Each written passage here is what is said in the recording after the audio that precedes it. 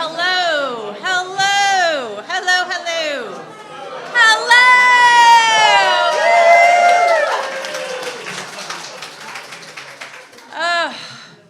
Hi. Welcome to Blue Hour. Thank you so much for being here. Give yourselves a round of applause for being the kind of people who come out for poetry. Even if you came for the free stuff, it's still free poetry stuff, right?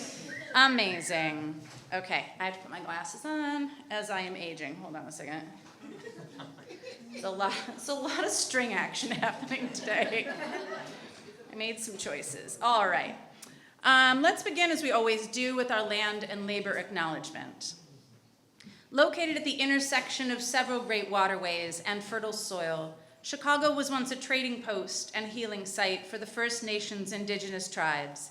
Chautauqua, Chicago, is the traditional homeland of the Council of Three Fires, Ojibwe, Odawa, and Potawatomi nations.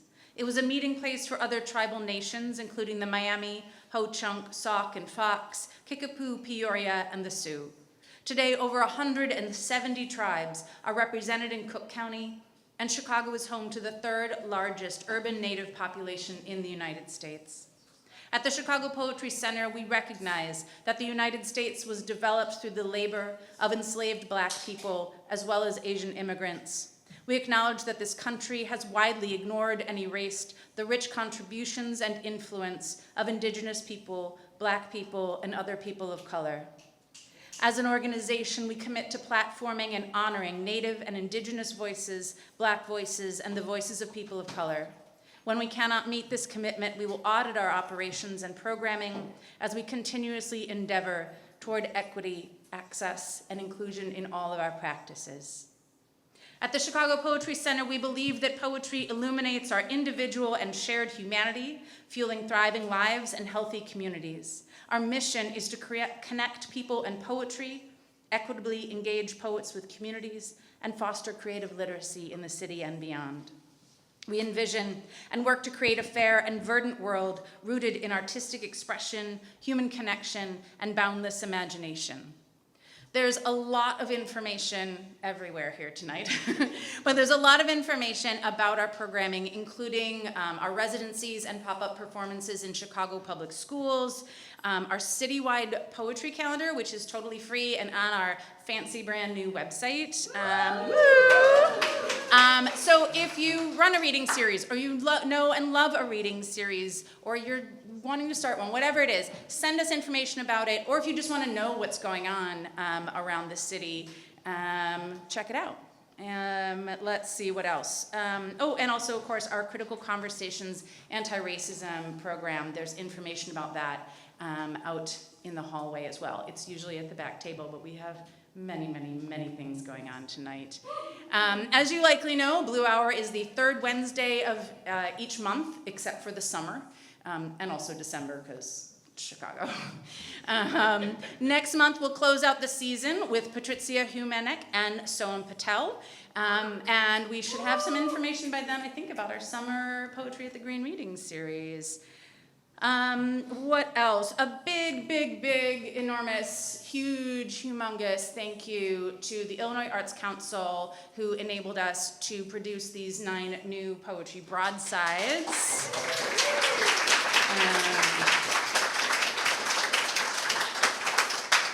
The production of broadsides is a long-standing part of the Chicago Poetry Center's history, and it's something that we have been bringing back and back and back, both with broadsides by some of our student poets, with an amazing poem that our own Helena Chanzar put together for our 50th anniversary.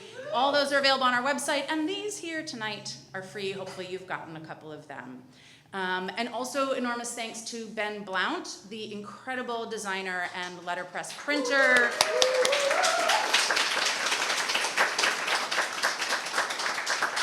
Who made them. And of course, to all the poets who let us use their incredible work on these. Also today, I want to give an even greater thanks than usual to the Chicago Poetry Center staff and to our volunteers.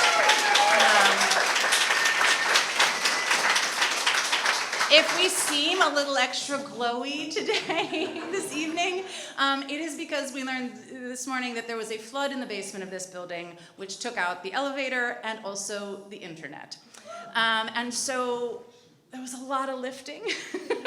And there's gonna be a lot of lifting at the end of the night. So if you yourself would like to accrue some incredible karma by helping us clean up at the end of the night tonight, please see Helene, who is sitting, I'm blinded by this, but is right over there under that exit sign. If you're like, I too would love the Chicago Poetry Center's unending gratitude, and I don't know, maybe an extra broadside, to help us put stuff away. So that's my pitch. We'd love your help.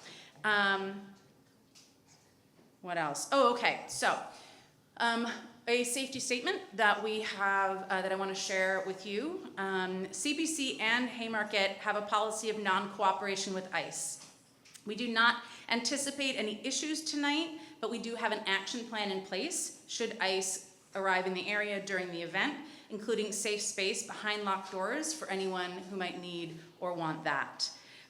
If we learn about an ICE presence in the area, I will come to this microphone. I will let you all know about it. Anyone who would like to be taken to a safe place within this building, please, again, go see Helene.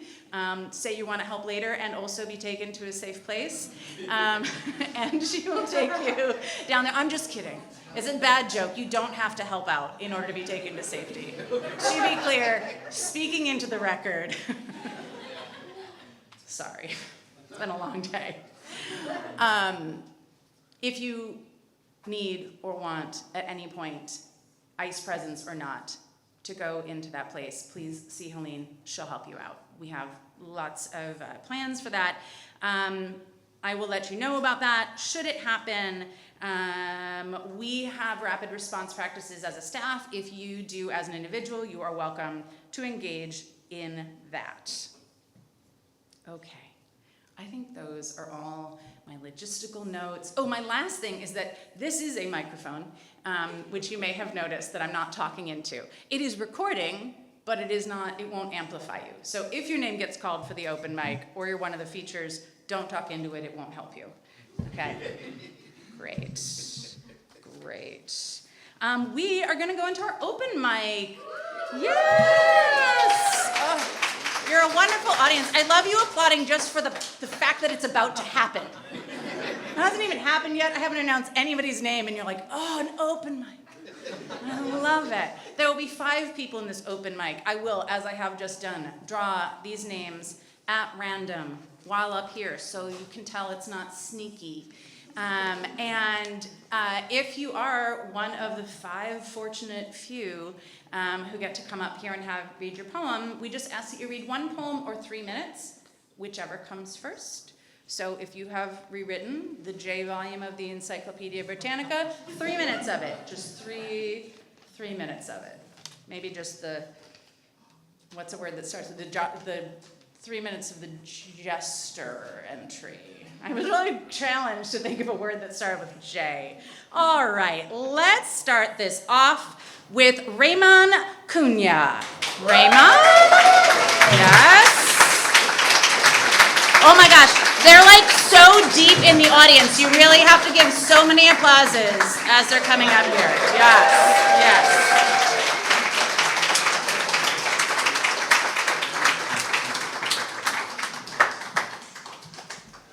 This one. Yes? Yes. So much for sitting at the back of the class. Oh boy, got called. It's been 2 years since I've been to the Chicago Poetry Center, and I'm so glad to be back. And I'm in this place right now because I'm in about 2 years or so, well, about almost coming on 2 years of doing some intense trauma therapy. For some childhood trauma. I'm going through a real intense process right now.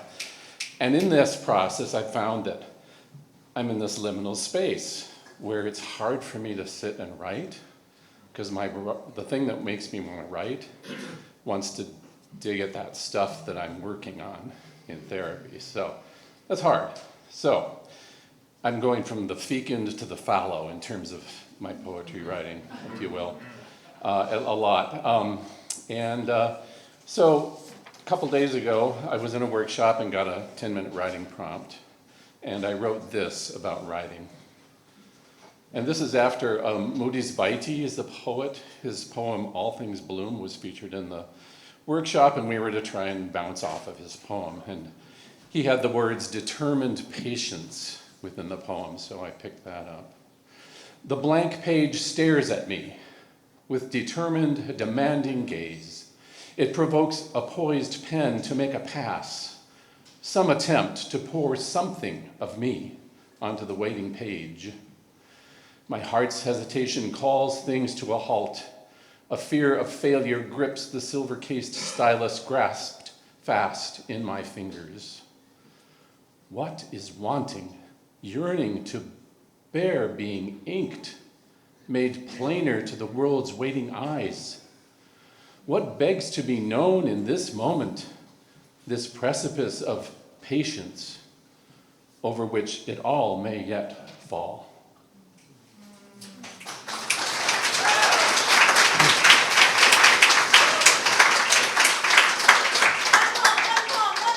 Oh, okay. One poem. And they can't bookend this one? It's really short.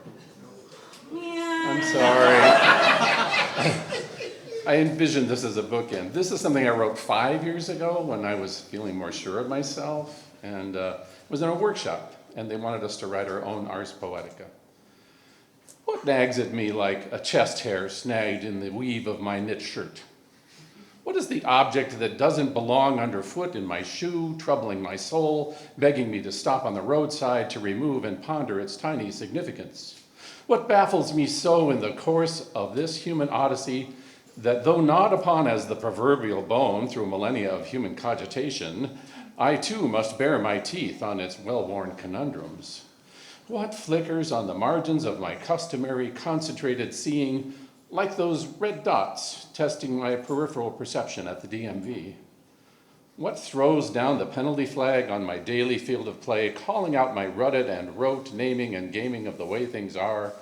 Let these be the captains of my verse, my cause to strike fingers to alphabetic symbols or drag pen crabwise across blank pages of unraveling unconscious, to push language to the limits of reason, and drive words headlong as on the backs of camels, desert destined for some imagined place of rest and slaked thirst in the shimmering, ephemeral, ineffable, inescapable mirage of a poet's muse. Thank you. Thank you. All right, starting things off. So again, one poem or 3 minutes, and if you have two poems that are gonna be under 3 minutes, don't let anybody applauses in the middle. Just squish them together, and we'll think it's one poem. This is a trick from my slam days. Where you take poems and you smoosh them together and you say 2. 3, right? But it's 3 different poems. Yeah, right? Okay. That's my advice to you. Oh, okay. All right. Michael Barr. Michael Barr. Yes? Where are you, Michael? I see a movement. Yes, come on. One poem, 3 minutes, or smoosh them together. Got it. Don't worry, this one's short. All right, this one's entitled The People I Work With. And disclaimer, I don't condone any of this. Just getting so that we all know. Anyway, it's kind of ironic. All right, the people I work with. These kids, these damned kids. I could murder them. Really. Get up in their face and kill them. Oh, but I'm just joking. Every night I cry myself to sleep. I hate my life and all these fucking people. I'm gonna kill myself. Oh, but I'm just joking. What fucking brats? Who? These kids. They're so fucking stupid, and they won't shut the fuck up. Oh, but I'm just joking. Me? I wouldn't hurt a fly. But the damn buzzing! The fucking buzzing! What if I just killed it? Oh, wait. Sorry. I'm just joking.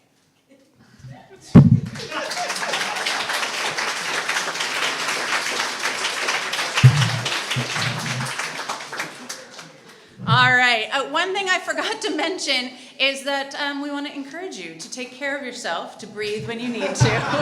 Thank you, Michael, for reminding me about my forgetting about self-care. Just to say, if you need a break, truly, step outside, get some water, just do so with respect to the microphone. Yes. All right, next up we have Spencer. Spencer, one name Spencer. Do we have a Spencer? Did Spencer leave? Oh, okay. Oh, yeah, okay. They've got a long way to go.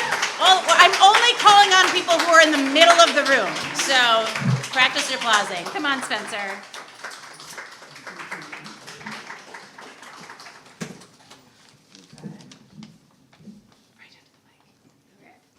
Time has proven that fooling yourself into believing a lie is the most effective way to deal with things you have no control over. Keep listening to the playlist they made you. Overanalyze every single word that you hear. Was this a sign that things were going wrong? No. You were the one that cared too hard, not them. Stay up every single night staring at your phone, either attempting to gather up the courage to turn these demons, these constant reminders of your loneliness, into nothing more than a bad dream, or praying for just a second you could feel the warmth of equally returned love. Go out for coffee 4 times a week by yourself. Always bring your notebook, never stop writing. Leave little comics and thank you notes with your tip. Watch them smile as you get on your bike. Talk down on yourself whenever possible. My life sucks because I deserve it, right? You must have done something real bad. It's nearly impossible for you to cry now. Avoid your friends for weeks, even though they're the only sense of consistency you have left in your life. If they really wanted to see you, they'd come, but they won't. Who cares? Allow yourself to lose interest in the things that you love. Watch as you begin to take a back seat to the world around you. Don't fight it. Become a secondary character in your own motion picture. But most importantly, drown every single one of your feelings in stolen alcohol from parents. Learn to love the taste of it dripping down your throat. Find comfort in the warmth coming down from your stomach. You're drinking bottled love now. You don't need other people to drive away your loneliness. You just need to find a way to talk to it.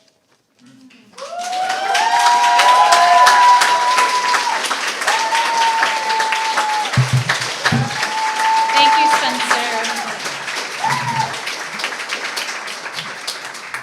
So the 3 people who got randomly selected from the jar so far have all been workshop participants. So I do like to say, you come to workshop, the durian likes you.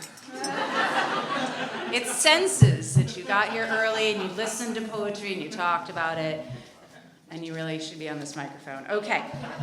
Next up, we have Vasi Galilios O'Devlin. Yes? Also a workshop participant.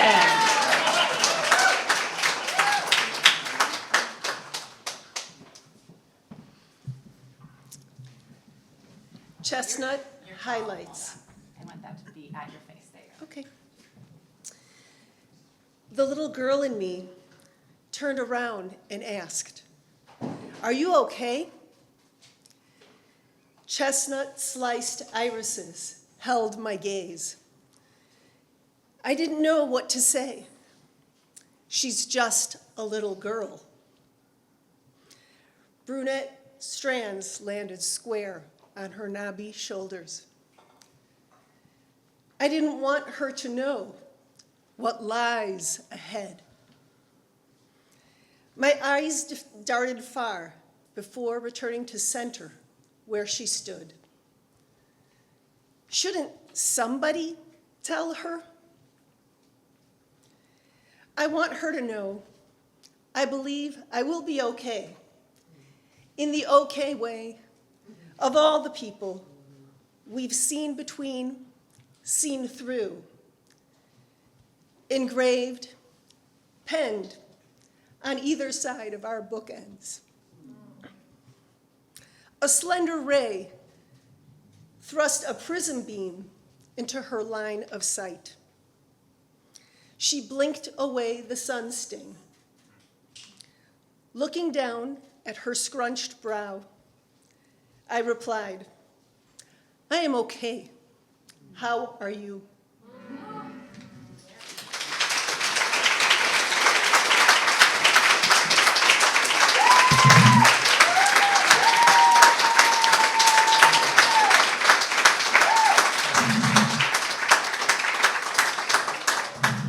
So full of feelings that I have to like wiggle my shoulders. I recommend that you do it too.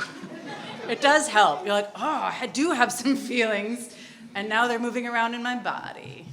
Delightful. We don't want the feelings to get stuck, right? No stuck feelings.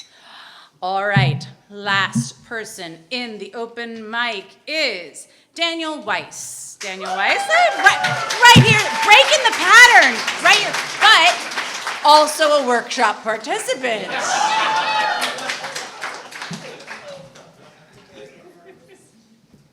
She's right, join the workshop. I was being super polite, and I shut off my phone. This is cutting into the 3 minutes, and I totally fully respect it. Shameless plug in the meantime. Yeah, exactly. I'm participating in something called the 3030 Project with Tupelo Press. It seems like some people have heard of it. Okay, great, good, nice. So basically, the 3030 Project, a selection of poets write 30 poems over the course of 30 days, and they have a fundraiser for each poet. And if you like their poetry or you like the person, you can submit to the fundraiser, and all of the funds go to Tupelo Press, which is a nonprofit independent press to help them publish like more underrepresented voices in the literary community, which is really cool. Again, my name is Daniel. No pressure. All right, and here is one that I wrote for 3030. It's called Hypothesis. He is alive in my dog's eyes. He is alive in clay. He is a microbe, a macrobe, and a bathrobe. He is alive in my printer, where he drinks from the ink cartridges. He has peeled off the curtain he used to hide me from the view of his indulging in his favorite things alone. Cover the eyes of your children. Joy comes creeping in. He is alive in a text box, which is an urn. He is alive in the fun guy of the fungi in a bad joke. He is alive and playing pool. He is also riding the balls like circus balls and guffawing at how silly this image is. He is alive in a suspicious rendition of Fur Elise, composed by my dog, which is the sound of his heartbeat beneath the fur. He is alive in between unstoppable forces and immovable objects. 3030, look it up. Many applauses for everybody in the open mic.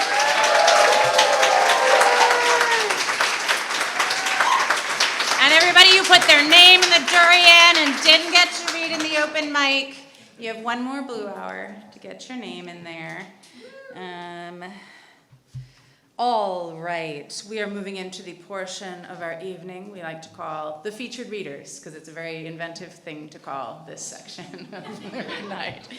I'm very, very excited to have these two poets reading with us this evening. They both have books for sale, so you're going to want to get ready to run to the back and get those books afterward, because our poets, they tend to sell out, because this is a good book buying audience, and you look like you're a good book buying audience. I believe in you. So I was thinking about these two writers today, and I was thinking about how sometimes I think about poetry as an invitation, and sometimes I think about poetry as a dare. And I feel like These two writers, their poems are a little more dare than invitation. Let's just say it that way. Like, there's definitely an invitation, but also there's a lot of dare there. And to me, the dare is this absolute commitment to looking at the poet's own life without removing it from the context of the broader world and the broader worlds in which that poet is moving. And the dare for us as the reader, as the listener, is to stay tuned in enough to try to catch it all, because there's so much there. And then the invitation is to say, well, maybe I could do that. Like, maybe I could do that in a poem, or maybe I could just do that walking around the world. Maybe I could balance looking enough at my own life and looking enough out at the world to not only survive, but to be joyful and exuberant and thriving and suffering and weeping and laying on the floor and getting back up off the floor and then maybe writing a poem, right? So I'm super, super excited to be bringing these poets to this space. We are going to start by hearing from Samyak Shertok. Yes, thank you. Applause is just for the name, before I even get into the bio. Yes. Wait till you hear the bio. I'll be really applauding. Samyak Shertok's debut collection, No Rhododendron, published by University of Pittsburgh Press in 2025, was selected by Kimiko Hahn for the 2024 AWP Donald Hall Prize for Poetry and shortlisted for the 2026 PEN Open Book Award and the 2026 Nosrat Yassini Poetry Prize. His poems appear in the Cincinnati Review, Gettysburg Review, Iowa Review, Kenyon Review, Poetry, Shenandoah, Waxwing, and elsewhere. His work has been awarded the Robert and Adele Schiff Award for Poetry, the Gulf Coast Prize in Poetry, and the Auburn Witness Poetry Prize. Originally from Nepal, he is an assistant professor of English at Mississippi State University. Please make many Blue Hour applauses for Samyak Shertok.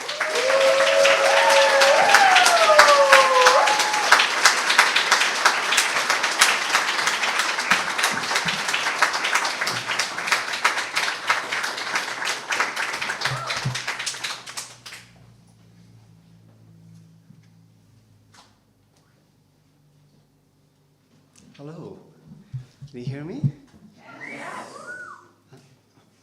I feel like Marty's, 1 poem, 3-minute warning has rattled me a little bit. So I'm like, Very scary. I keep thinking I can read more than 1 poem. Marty has given me 15 to 20 minutes. I'm gonna, just FYI.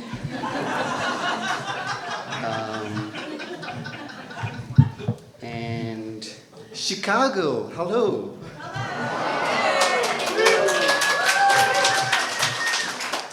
Chicago is, for me, in some ways, the city of Liang Li. And sometimes I have this like strange dream that I will somehow, stumble into a house and knock on a door, and Liang Li will open the door. So I don't know if anyone knows where he lives, and with that, I'm going to start with a poem after Liang Li.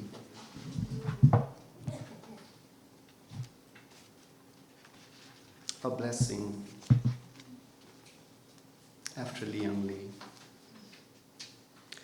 Twice a year, Appa cooked his monk's half-moon dish. Pumpkin blossom lamb curry. Crackle the fenugreek seeds in ghee. Stir the thinly sliced baby pumpkins translucent. Add a concocted paste of wild herbs steeped in buttermilk overnight. Drop the smoked, fatted lamb pieces. Pour bone broth. Let the fat begin to melt. Then spread the flowers on the top until they're dreaming. But before offering it to us over steamed rice, even before his guards, he would serve those who were not home. Place the filled clay bowls on the edge of the smoldering hearth in a half ring. Always bigger portions than for those politely waiting around him with clean, wet hands, which made me wish I were not there.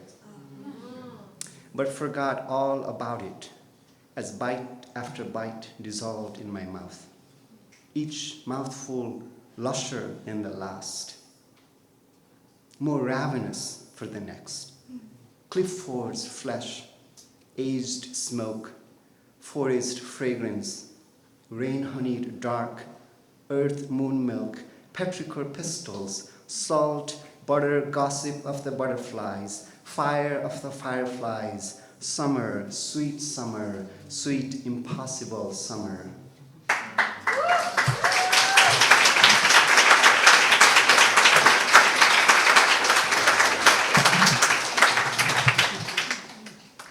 Thank you. Once you have clapped for a poem, you know you have trapped yourself, right? Because if you stop it, you know, the fragile ego of the poor poet.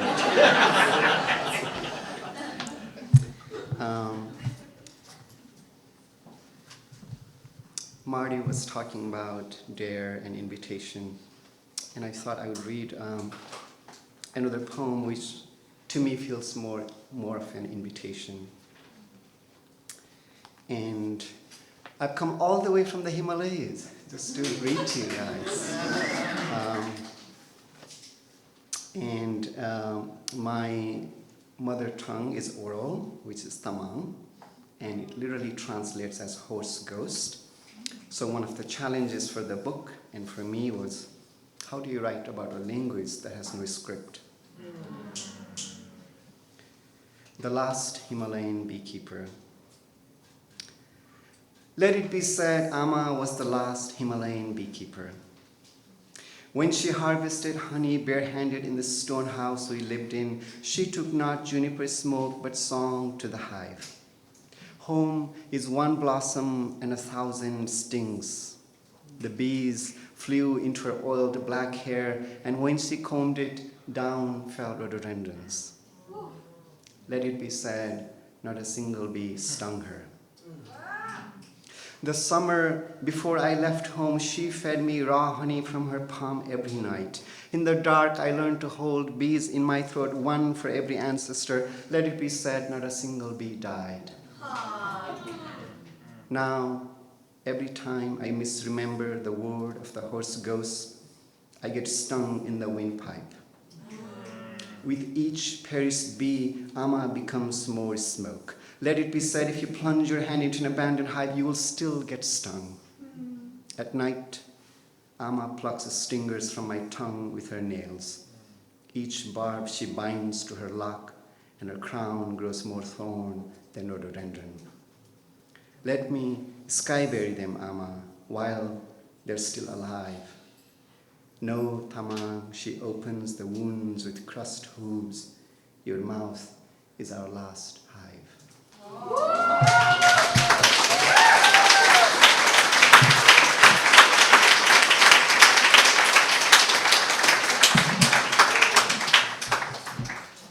I've been on a little book tour, and these days, I don't know why, after reading every poem, I feel so thirsty. And when I see other readers go without a single sip, I'm like, how? So we'll see how Diego does. Speaking of which, joy and honor to be reading with you, Diego. Thank you, Marty, for the lovely intro and welcoming. Thank you, Helene. Thank you, Chicago Poetry Center. And thank you all for being here. Thank you for the photographer who has taken two photos already at request. And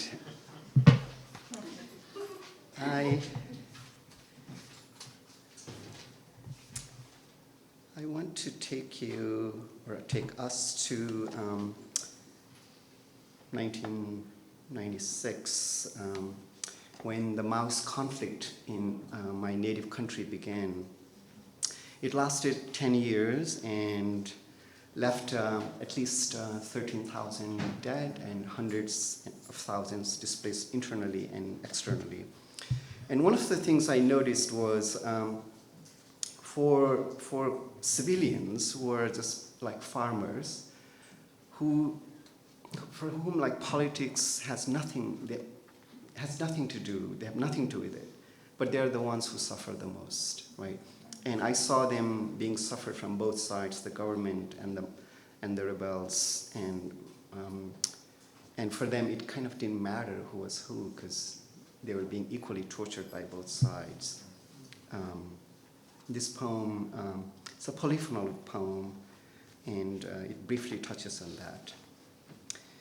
And one would think after the conflict ended in 2006, a poem like this would be irrelevant, but somehow, unfortunately, it continues to be relevant, which I think in some ways is unfortunate for all of us. No rhododendron. They came unarmed, they came half-masked, they came before the crow, they came with the moon, they came moonless, they came out of rain, they came as their enemy, they came wearing our son's scarves, they came smiling. They slaughtered the goats. In burlap sacks, they gathered the batteries, pressure cookers, hunting rifles, kukris, flashlights, models, dumb foods, transistor radios. For your freedom, they burned the books. They plucked the prayer bells from the lintels. They disappeared into the needlewoods. They said people. They said equality. They said one house, one soldier. They parceled up his fingers in the paper containing his feature article and left it on the editor's desk. They took my child from school while I was planting cane cuttings. 3 days later, we found his clothes flung up in a sacred fig tree, his naked body buried to the neck under the bridge. Green leaves wreathed his head. One eye was open. You sheltered the enemy of this state. You mean your enemy, we didn't say. You fed terrorists like yourselves, we didn't say. You are the enemy of this state. They forced themselves into the house, so they came. We could not tell whether they were those who make you disappear or those who walk at night. They said no red scarves. They said no pointing at the stars. They said no rhododendron. They made him wet the kukri on a rock. They tied him to the hog plum tree with his scarf in the middle of the playground. They handed the kukri to a former student. The commander barked, he stood cane still. The commander barked, he stood cane still. The commander barked, he swung, the tree fell. Red veined the bark. If anyone touches the body. The vermilion blackened on my hair parting is a metaphor for the vermilion blackened on my hair parting. Anyone seen in the moonlight will be shot on sight. They made him dig the hole. They scooped his kneecaps with a broken cola bottle and buried him. The sugar in the tea you are drinking now came from the same field. You who plucked the full moon from my forehead, show me where to dig. Crows tore the sky. No one went near the plump stump. A stray bitch kept guard. They washed their hands in the mouth of the miklifum. They drank the miklifum from their clean, cupped hands. We returned to our bonded labor. We set the field on fire. Through the night, we cut the burning canes.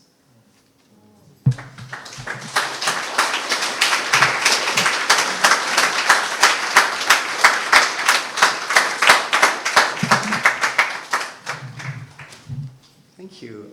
I was when I walked in, I was like, is this a reading or is this like party? Like, I was like, this is arguably the most festive reading I have been to.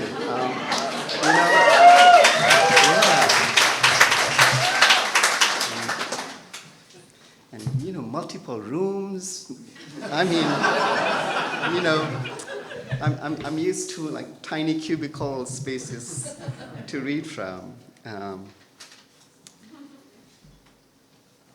I want to read a poem from a sequence for my father, which is an elegy.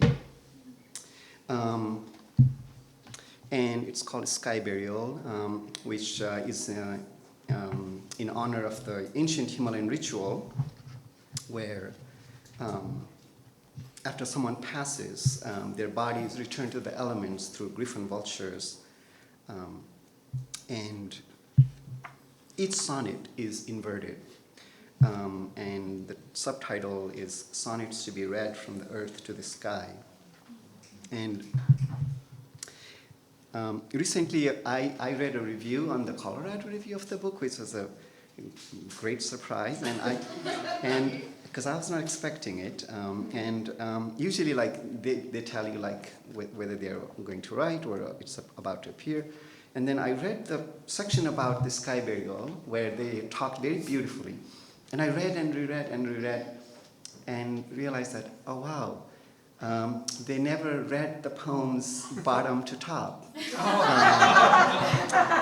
And I guess people have become so figurative, right? Like when it says sonnets to be read from the earth to the sky, they just thought, oh, that's the metaphor.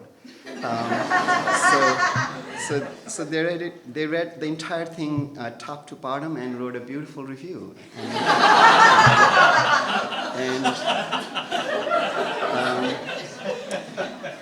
And I thought, what a radical way to experience the whole sequence, right? But my ideal reader, I do want them to read it both ways. Ideally, first top to bottom, and then bottom to top. And I thought, in honor of that reviewer, I would read you one sonnet, but I'll read you both ways, so you get two sonnets. If I can find which one I was going to read.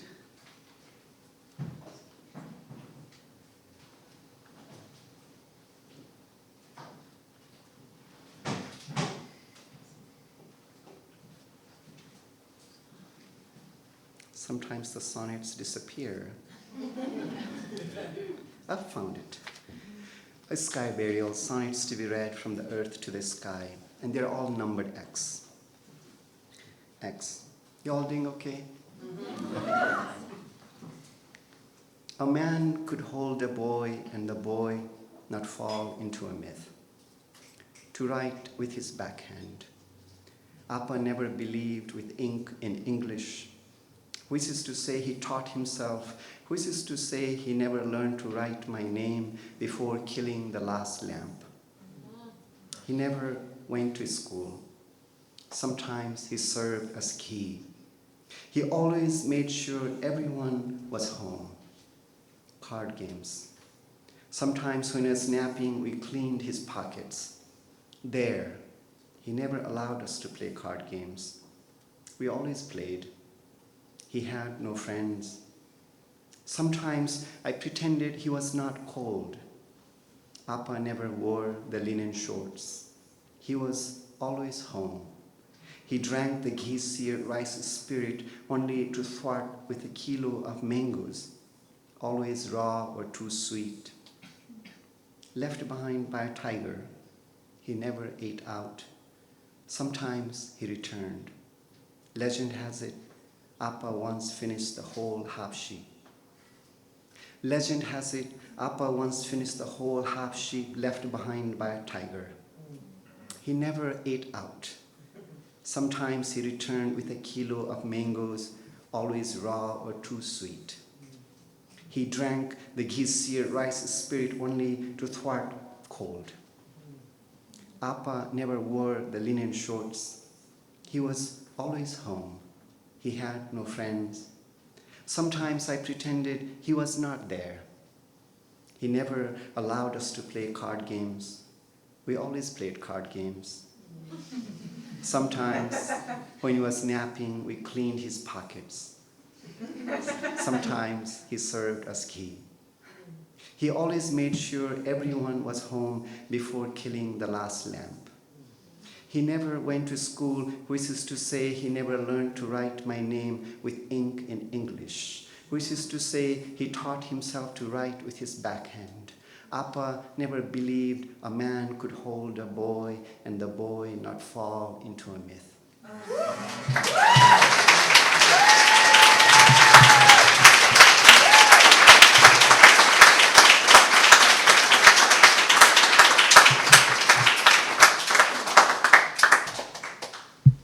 Now, thank you. Now that I read 2 songs for my dad, if I don't read one for my mom, she will not forgive me, right? I was also, I've been on a little book tour, and then some places asked me to bring books with me. So I was like, and you never know how many to bring, right? Sometimes you sell one, sometimes you sell out. And I was asking Marty, how many should I bring? I said, that's a really book buying group. I would bring at least 30. So I brought 30 plus 1. And the little carry-on, this is not a small book. Imagine 30 of these. And there was barely room for this blazer. And at the security, the books are dangerous. They appear as like thick blocks, like this opaque blocks that are start all the alarms, and they have to open, and I told them I have books there, I'm a poet, and they're like, okay, and they open the bag, they have to check every book,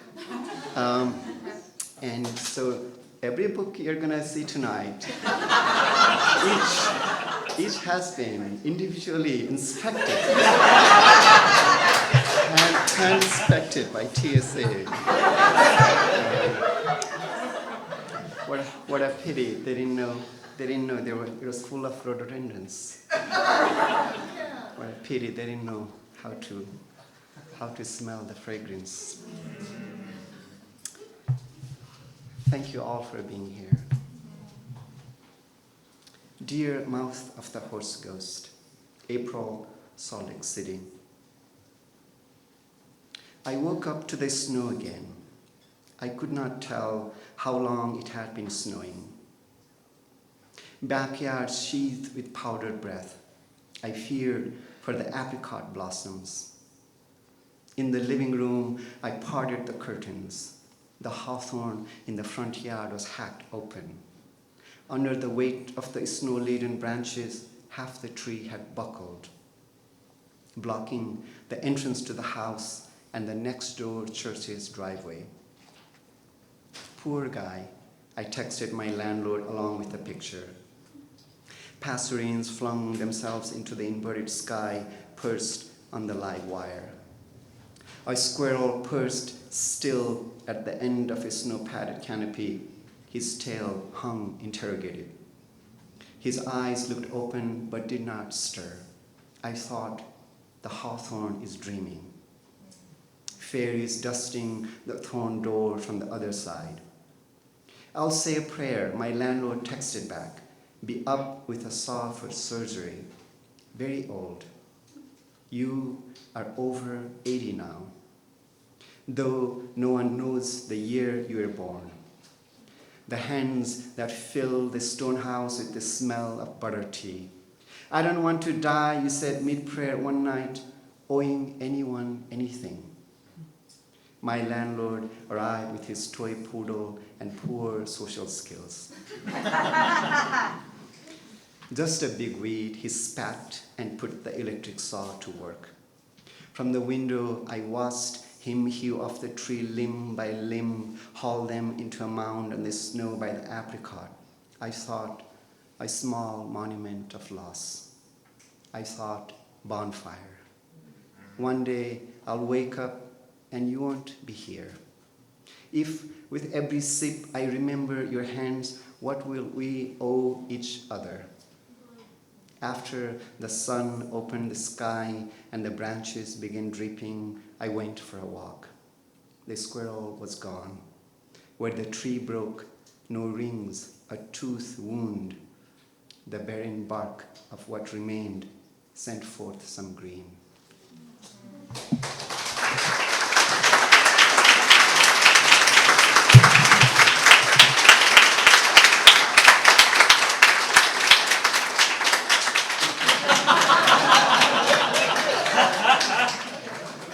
I always forget to do this. Oh. Want people to wave? Yes, I'll do a quick video too.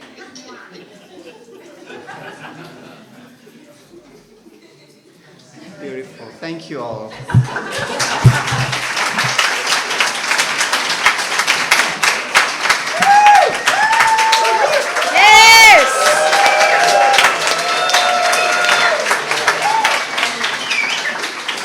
Wiggle it out. Wiggle your feelings out. Yes, yes. You can shake your shoulders. Do all that. Breathe. Breathe, breathe, breathe. Because we have another feature coming up.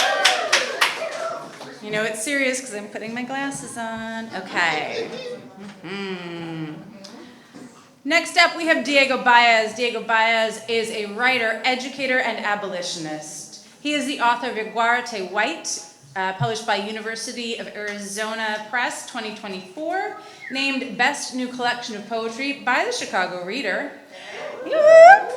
The Reader, and a finalist for a Chicago Review of Books Award. He lives in Rogers Park and teaches at the city colleges. Give enormous, enormous welcomes to Diego Báez.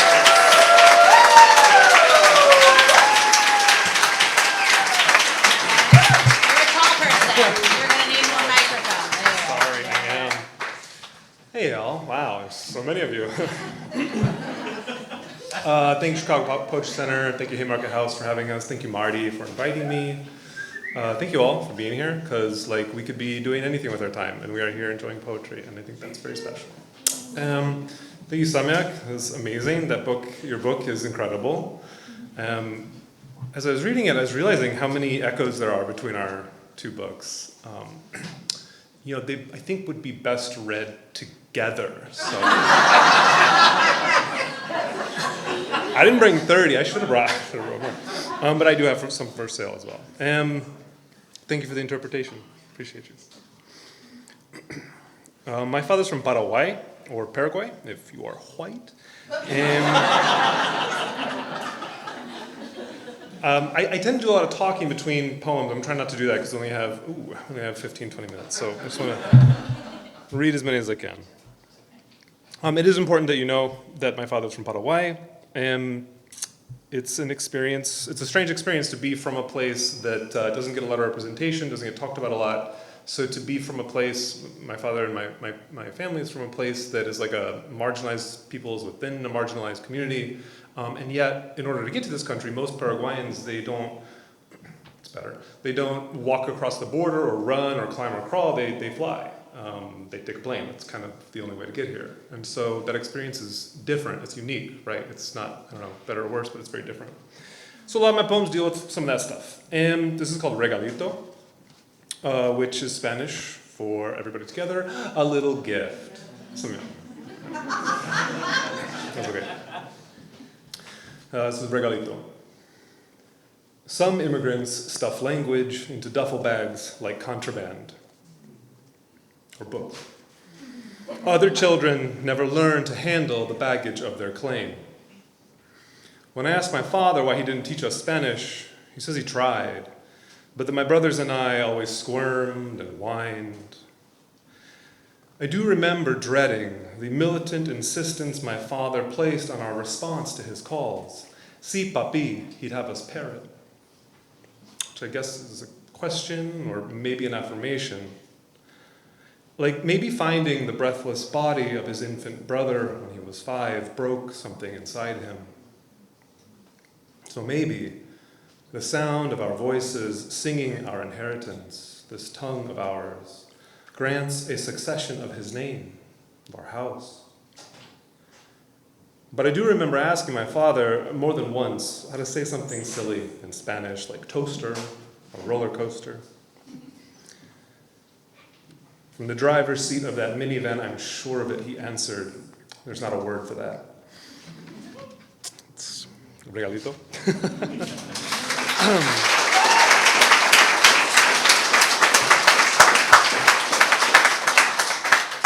It's called Lengua, and Samyak, you have a poem that involves a bovine tongue as well, so I thought I got to read this one. Lengua. Pink meat sizzles on grates of mortar bricks and metal brackets, blood sausage, shanks, intestines, lengua, a word for language, loved by my father, red from corralling young calves with abuelo, smoky, dark now fat around the edges, my father, who ate river fish fresh this morning, who snapped photographs as my uncles slaughtered dinner at dawn. To hear him speak English, at least, to hear him speak of unboned eel and rows of chorizo. But for bistec pollo, the porcine screams, the parrots cackle, they mock us and sound human. To hear him speak his native tongue at the table, like the only time I heard him in public, Toastmasters, 97. 9 or 10 at the time and mortified, alive now as we lay abuelo to rest, alive as Orion deep in purple skies. Mis primos trained on tiny limes to slice and squeeze and pluck mas from the bower, from the head. Everybody bow. In Spanish, of course, a toast he makes. A toast I don't thunderheads roll in. Ash disperses in the breeze. Hot orange coals. Cold orange cola. Meester, el perro, snaps up scraps from cousins or primas or tia. His sister, my mother, serves tongue to my father. His favorite. Fat drips from the grill. Flames in the fire. Snake up this gristle. Father, grace this meal.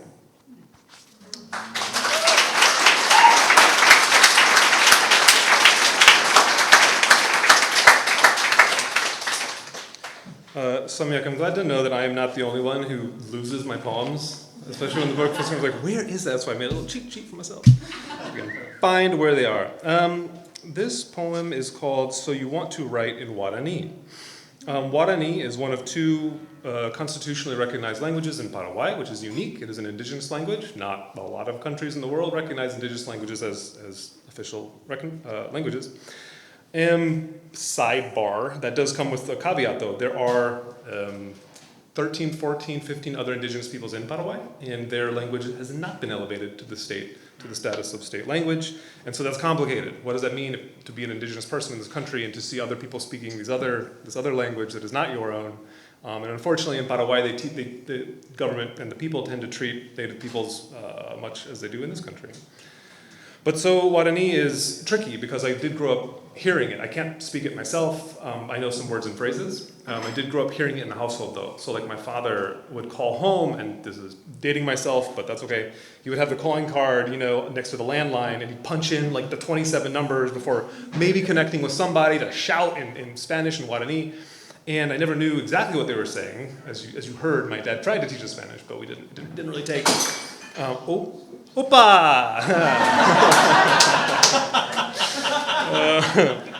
But so Guarani is very special to me because some words and phrases have stuck. And yet then also, what does it mean for someone like me who does not speak the language or live in the country and presents as white most of the year, 3 months of the year, I kind of can get by with it. But it is complicated. I don't have a good answer. All I can do is try to share this gift that feels like it's not mine, but also I have it. So this is called So You Want to Write in Guarani. This is after Jane Cortez. Not enough snaps for that. Jane Cortez via Julian Randall, who is a poet here in Chicago, poet and novelist and brilliant and beautiful soul. Julian did a workshop and shared this wonderful recording of Jane Cortez reading a poem where she just adds these real guttural like sound effects throughout. And the writing exercise was to choose a sound, work a sound, just like a non-representational sound into your poem.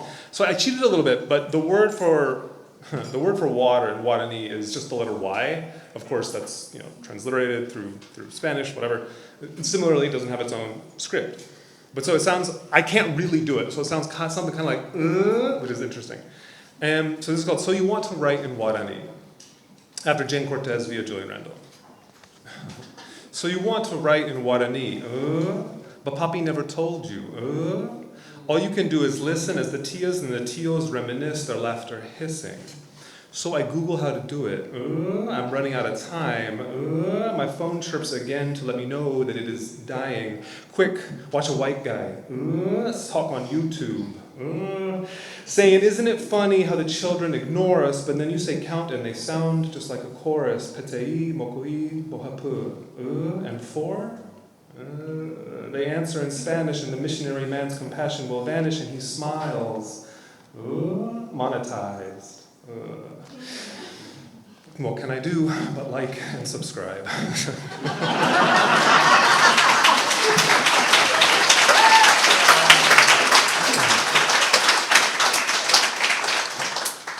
This poem is called Call Sopa Sopa. My life and experience as a Paraguayan American is defined by confusion, but for a lot of reasons. Some more will come up in poems I hope to read, but this one in particular, sopa, is what in Spanish? Everybody together? Soup, right? No, not in Paraguay, not in Paraguay. Sopa is a kind of bread, and it's delicious, and you can't find it like anywhere. There's not any Paraguayan restaurants in Chicago, as far as I know, and so if you want to enjoy this food, you have to find someone to make it for you. I grew up with, and still have, thankfully, my mom who is white, so she was not making it. My dad didn't know how. My dad recently, or not recently, but he had remarried to a Paraguayan woman, which I think all along is probably the better fit. But anyways, she does make it, it's delicious. I did an event last week, at some point recently, and the professor who was hosting me had made sopa. And I was like so taken aback, because you just don't see it in the wild. I was like, oh my God, thank you. He's like, yeah, I did a trial run last night, and this is the better dish. I was like, okay, great, I'm just very excited to see it. So this is called Call Sopa Sopa. It's about being confused. When I ask for sopa at my grandfather's funeral, Papi hands me soup and I say, no sopa, and he says, oh, sopa, and trades me the pan of cornmeal, butter and cheese, onions. I say, but in Spanish it's pan, and he says, why not speak Guarani? But as history has it, Francisco the Fool Lopez, one of many dictators in Paraguay, Francisco the Fool Lopez ordered soup made that way, solid, the way soldiers like a bone with their broth, meatless and fatty, all gristle and sticky. So now, whenever anyone asks for sopa, it's understood, at least in Paraguay anyway, since that war anyway, the war my grandfather's home country lost on 3 fronts against 3 able-bodied enemies, and at least history makes it sound noble by repeating 3s in a country of Catholics, that I call sopa sopa and sopan must mean something else altogether.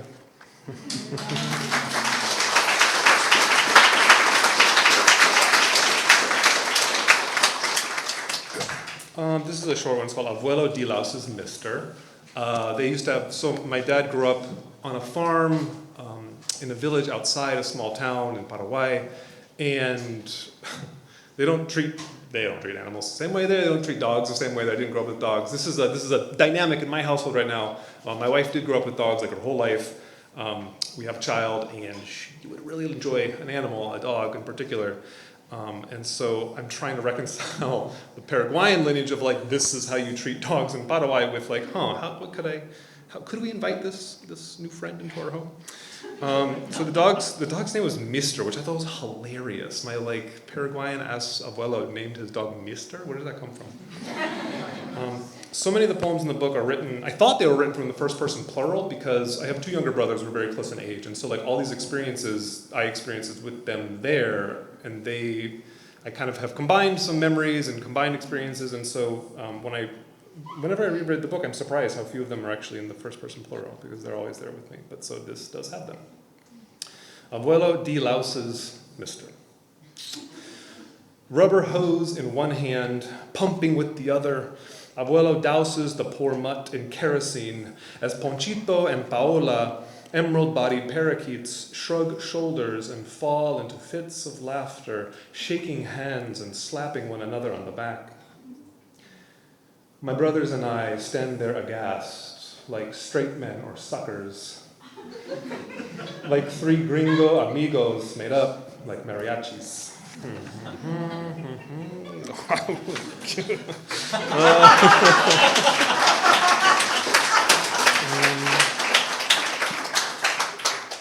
I think I'll switch gears a little bit. So I like prose poetry. I like prose poems because you don't have to worry about line breaks so much. But then also you get to break the rules of prose too. Have a punctuation or don't. And I only have one poem here that's I kind of cheated. It's like a little short story. But so I'll read this. It's called Honey. It's I think the best poems speak truth, even if they're not always factual. I think this room understands that. I think a lot of people read poetry or think of poetry as being, this really happened for real. A lot of it did. Sometimes not exactly. Sometimes, you write a poem from the perspective of a doorknob or something, right?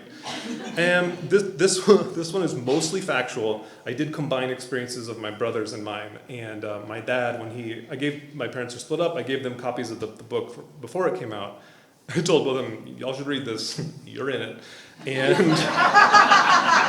and they did, and they were both very, they're not literary people, but they were very, they were happy for me, I guess, and that was the first thing they said separately. But then the second thing both of them did separately was to offer corrections to factual edits. Like that, I was like, that was you. I was like, yeah, I know, I'm telling a story. Anyways, this is called Honey. So many times, my father has liked to call his boys honey. He starts, then stops, catches it short, aborts this instinct, reverts to a masculine familiar like sport or champ or buddy. Such impersonal pleasantry, such inadequate English. Buddy was the name of the doll my parents bought Miguel. As the youngest brother, Miguel had begun to act out, attempting to draw attention away from his older siblings. This new doll became my brother's best companion. It also looked remarkably like Chucky from Child's Play.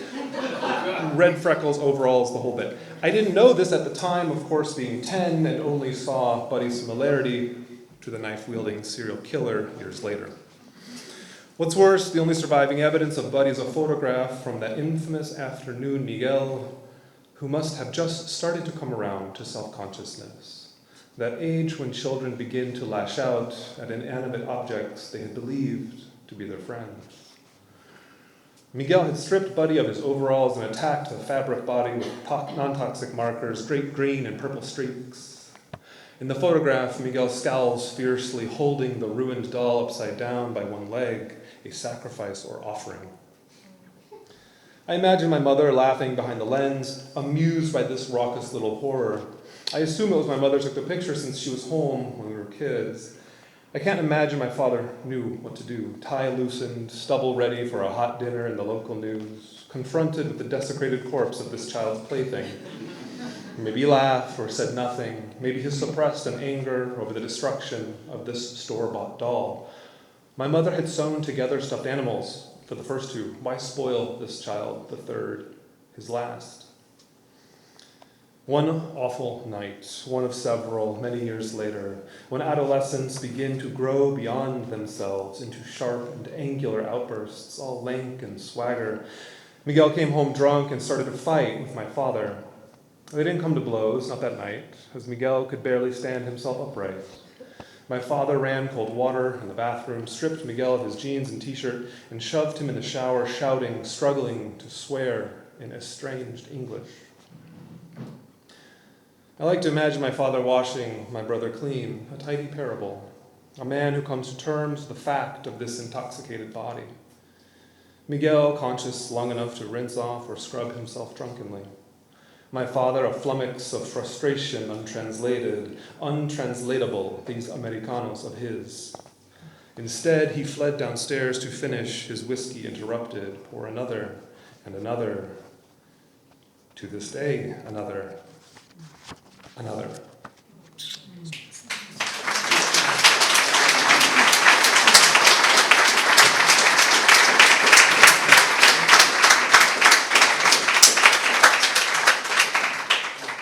I gotta read this one. This is kind of in the same vein. The drinking is the theme in the book. With any kind of substance use or abuse, interested in asking questions about whether it's like a personal thing, is it a familial thing, is it a cultural thing? Yes. And so it has been very interesting to see as first my father, although his approach is a little different, but my father and then both my brothers and I have all one by one stopped drinking for reasons that will become clear. This is called Passing Through Panama en route to ORD and Uptown Chicago. I used to live in this neighborhood. I'm very proud of that fact. I work right down the street at Truman College. I love Uptown. I miss it very much. Couldn't afford it, so now we live in Rogers Park. But I felt like I had to read this poem because this all went down closer to little southeast states off Argyle, but you'll recognize some of it. This is one of those poems it's factual, unfortunately. The only time Miguel and I share the overnight flight from Asunción Silvio Petirosi, land in Panama around 6 a.m., snag Bloody Marys at the bar straight away, sink into a quick stupor. Flight attendants had doled out cold canned refreshments until cutting us off hours earlier. Grab a Subway sandwich, black out, pass out, wake up to the remains of a demolished footlong, find Miguel, bag a carton of duty-free squares, fail to find any place to light them, somehow locate our gate and make it through the extra security Copa for some reason requires, collapse into our seats, nod off, wake up even before every passenger has boarded, vomit discreetly into the space between armrest and window, repeating literally ad nauseum, until arrival, nurse ice chips while Miguel sips grapefruit juice and chats incessantly with his neighbor, a guy from Chicago, but not born and raised, a transplant from the suburbs, who's never heard of Uptown, its inhabitants and sirens, its silences, its animals, its daily reminders of life's savage chance, the way fortune will ravage the addict, the unsheltered, the scathed.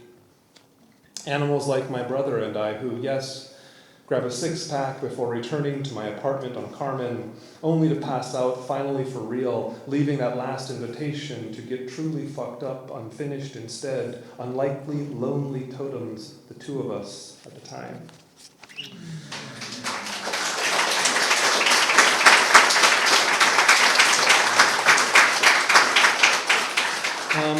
Thank you all for being here, for spending some time. I will close with just two poems. This is called The Assumption of Whiteness, trying to see through a colored whiteness, as I think how the press had described the book at one point, and that feels right. What does it mean to be a person of color and also white is confusing. And so I write a lot about Paraguay and my father and my relationships, but this, it would seem disingenuous not to acknowledge the insidious nature of white supremacist culture as it surfaces in lots of different ways. Hell yeah. This is called The Assumption of Whiteness. It's not so unusual for a young boy to experiment with his mother's dress. Heels and pearls, all the cute paraphernalia Hallmark has the courage to depict in sweet sepia on its greeting cards, one aisle over at the CVS. Even more common is the purchase by a nurse, the mother of a young boy, of Clinique green tubes of flesh-colored concealer, key to hiding the bright red blotches on her late-blooming child's budding chin cleft. Still, is it strange for a preteen in Normal, Illinois, to deflect the question from classmates, "Are you wearing makeup?" He said it was a medicine, this application of a basic white, but the girls knew better. Boys always mistake concealment for a cure.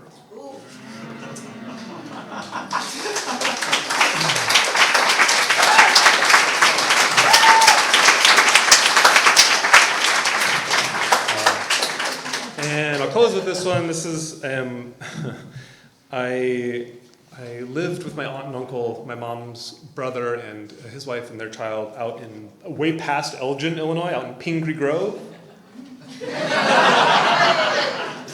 That reference lands when I read it out in Elgin, not here. And so I spent time with them, and I was very grateful for that experience. It was right after undergrad. I didn't know what I was doing, didn't have a lot of marketable skills, and they hired me. They let me live with them. And then, you come to see whiteness in greater clarity when you live inside of it. So my mom's maid, her last name before she got married was Lynch. And so, yeah, so this is a very short poem called Lynch Christmas. My uncle, my white uncle, built me an amnesty house. I lived there in the gingerbread, ice white frosting, black licorice, barring white windows, lifesaver over the entrance. Come on, of course you have to laugh, my uncle, my white uncle says, yuck yuck and hardy har. It's all fun and games, not directed at me, because Poppy came over the right way. Plane ticket, scholarship, host family, passport stamped Asuncion, Miami, Chicago. My father plucked sesame seeds off his hamburger bun. He thought they were fungus or bugs. Never really got along with my uncle, my white uncle, the one who built me the Amnesty House, where I lived downstairs for a while. Thanks, y'all.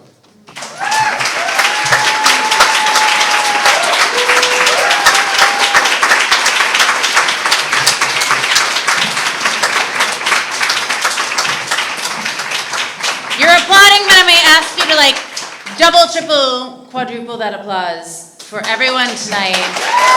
Shared poems.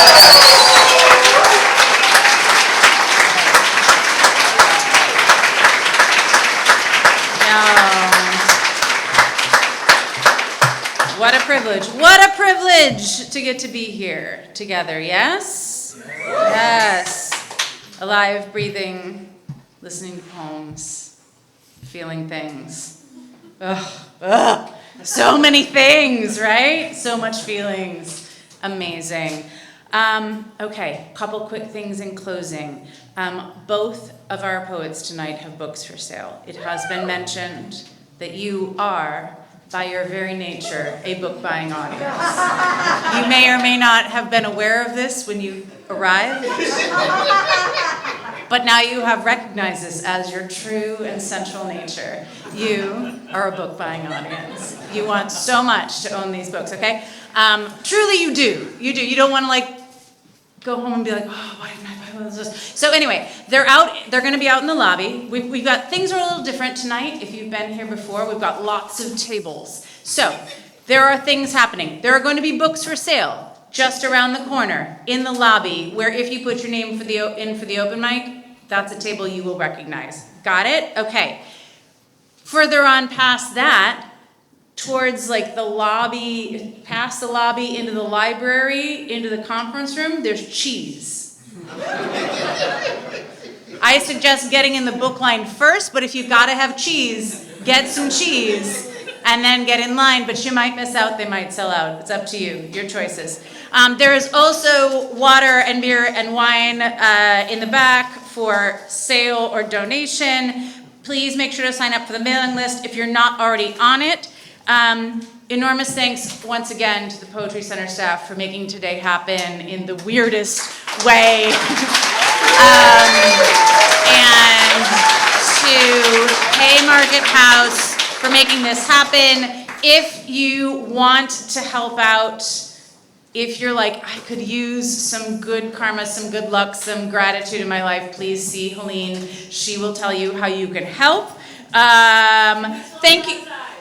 There are also broadsides still available. That's what all that pointing was about from the back. I thought you were pointing to Helene, but you're pointing to the broadsides. There are still some available. Get those.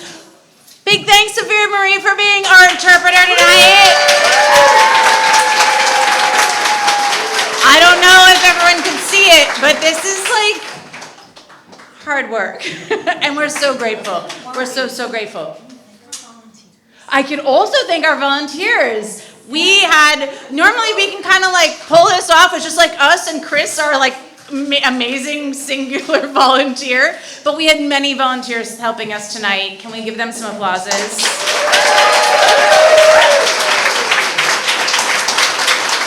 We 100% could not have done this on our own. Just wouldn't have happened. Cheese in the library.